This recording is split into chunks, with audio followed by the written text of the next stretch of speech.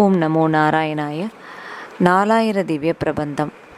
நாச்சியார் திருமொழி 11ஆம் திருமொழி. தாமுகக்கும். பாடல் 9. பிரபந்தத்தில் இது 615வது பாடல்.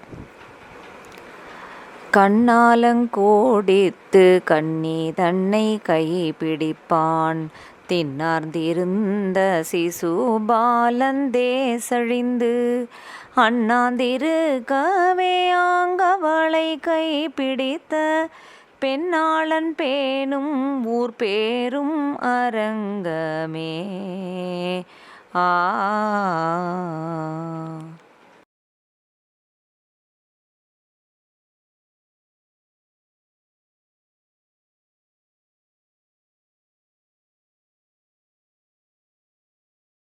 நாச்சியார் திருமொழி. திருமொழி 11 பாடல் 9.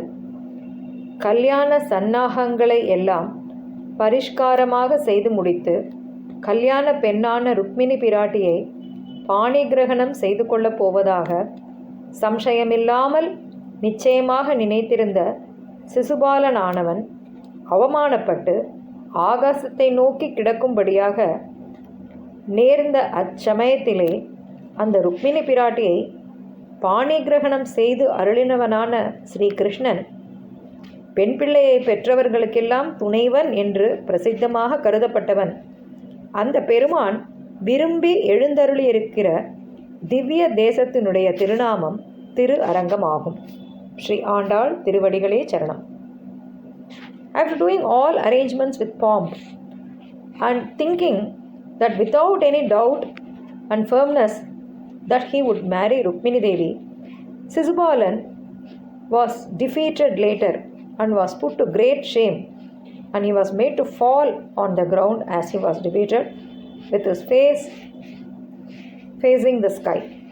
And at that point of time, Lord Krishna came and married Rukmini Devi, and hence he is considered close by all parents who have children, girl children, as he is capable of helping them from their misery, just as he rescued Rukmini Devi.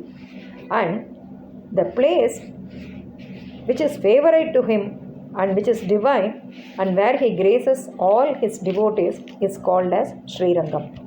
Sri Andal Tiruvadigalai Charanam.